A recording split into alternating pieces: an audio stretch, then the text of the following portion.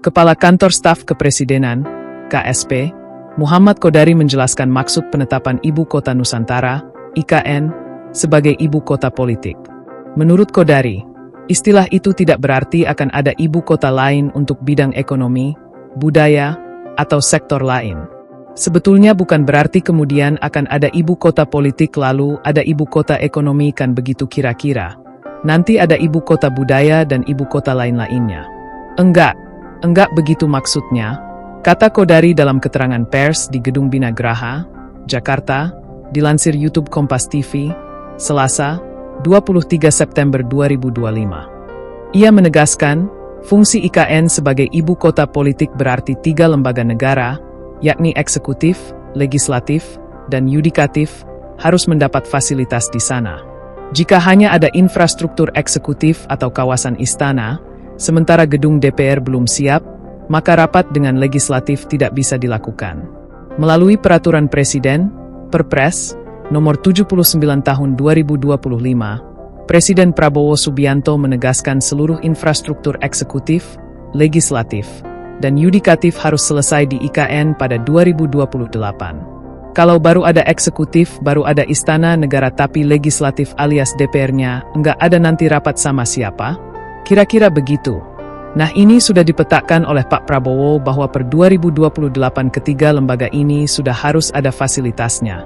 Kata Kodari. Sehingga kalau mau sidang sudah terpenuhi, ada semua, sudah eksekutifnya, sudah ada legislatifnya, sudah ada dan yudikatifnya, sudah ada, tambahnya. Sementara itu, Menteri Sekretaris Negara, Mensesnek, Prasetyo Hadi menegaskan bahwa tujuan awal pembangunan Ibu Kota Nusantara, IKN, di Kalimantan Timur tidak berubah meski hendak ditetapkan sebagai ibu kota politik. Hal itu ia sampaikan saat menjelaskan soal terbitnya Peraturan Presiden, Perpres, Nomor 79 Tahun 2025 tentang pemutahiran rencana kerja pemerintah tahun 2025 yang mengatur IKN menjadi ibu kota politik pada 2028. Enggak ada perubahan dari tujuan awal, ujar Prasetyo saat ditemui di gedung DPR, Selasa, 23 September 2025. Prasetyo menegaskan bahwa IKN tetap akan menjadi ibu kota negara sebagaimana yang telah direncanakan sejak pemerintahan sebelumnya.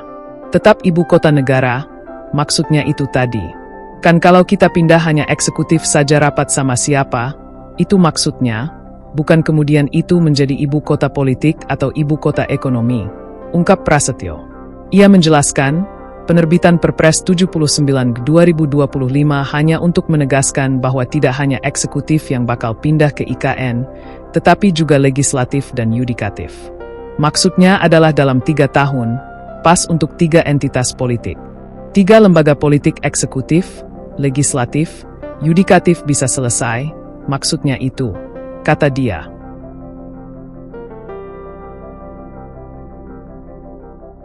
Download Tribun X sekarang, menghadirkan lokal menjadi Indonesia.